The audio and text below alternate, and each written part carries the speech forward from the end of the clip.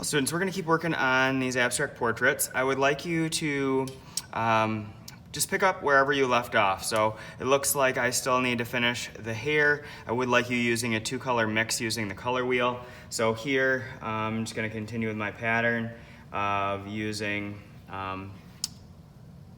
orange to outline it and then yellow to mix it.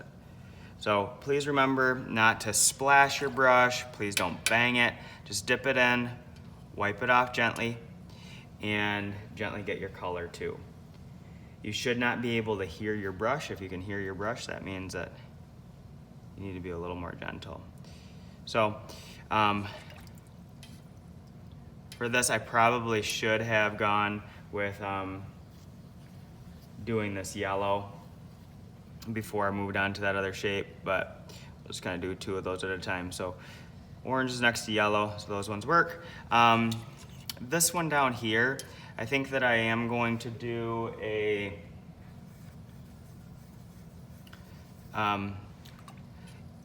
mix with like a dark yellow and a light yellow for the neck. You can do dark red, dark blue, light blue. You can decide whatever you think is gonna be best. So if I outline the shape and then I just kind of use lines to fill it in, use a little more water, a little less paint, dip that in, rinse it off, wipe off your brush. If you see any cracks in the paint, be extra gentle with that color so that it doesn't get more broken. So that one's just like a light mix, and then this one I'm gonna finish off that that purple. So we said that you can use blue. I could use this blue over here and mix it with pink, so that will work as well.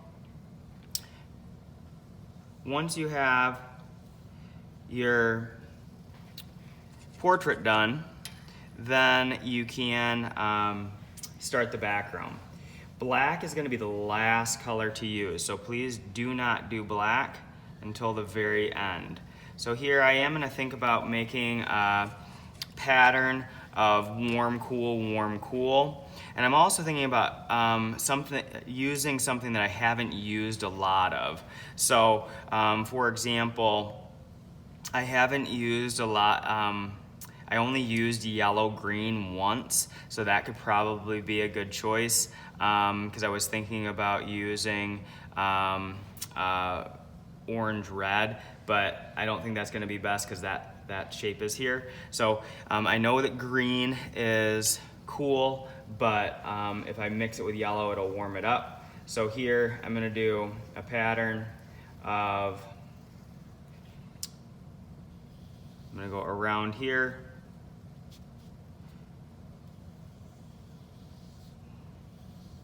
I'll do the same thing on the other side.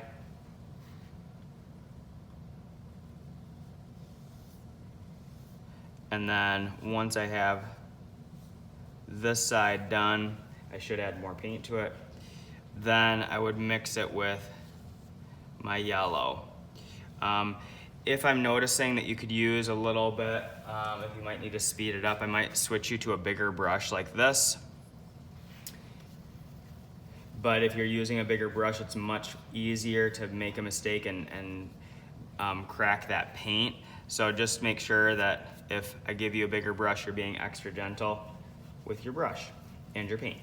So here, yellow is next to green, so we take that and I'm just gonna use lines to fill this in. It's probably the easiest to make sure not to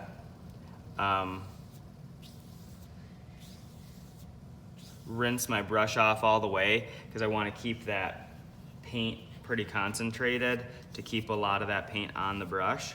So here, instead of switching to a new color, I would just take this and I'm going to go paint it, skip it, and then I'm going to paint that. So I'm going to switch back to this little brush, at least for the outline, and then we'll go around these edges with that color. And then I'll do that here. So it might be best to have two brushes. I'll see if I can pass those out so you have a big brush and a little brush. And then I would use this brush here to fill this space in.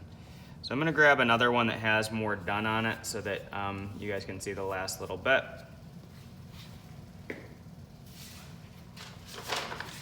This one already has the yellow, green done.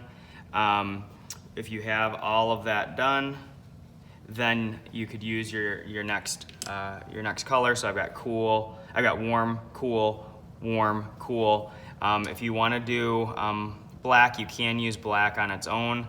I'm choosing to do a blue black, so I would use the blue first and outline this. And then once I outline all of that and do each of these shapes, then I would do the black at the end because it makes the brush pretty dirty. So here, got a little bit of water in here to get it to mix. And this bigger brush does make a little bit of a sound, so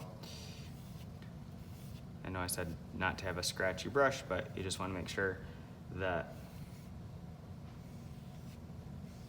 and then I can kind of blend that into this blue just a little bit. So then it'll be like a midnight darker blue, okay? You can always use your little brush as well to kind of blend those two colors together. And usually I would switch back to blue to blend those two and to create that midnight blue. If there's even extra time, then I will probably give you some of that liquid acrylic paint again.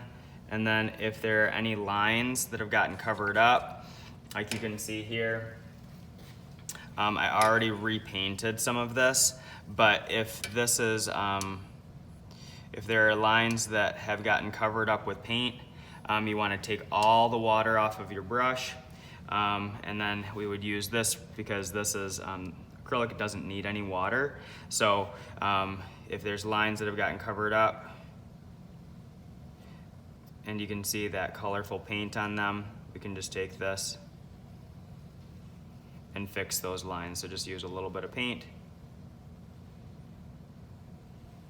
then dip it back in, use a little bit of paint, dip it back in. And I'm holding the cup because I'm running out of space, but you probably will have enough room to just move some of the materials out of the way, and then I can just take this and then just clean up some of these lines. But that's extra, some of us won't do that, but if you do have extra time, I would like you to re-outline anything that looks like it needs it. So let's have fun finishing these up, getting some good color mixing, using the color wheel, and making sure to use black last since it makes your brush pretty dirty. So excited about it. Let's keep working.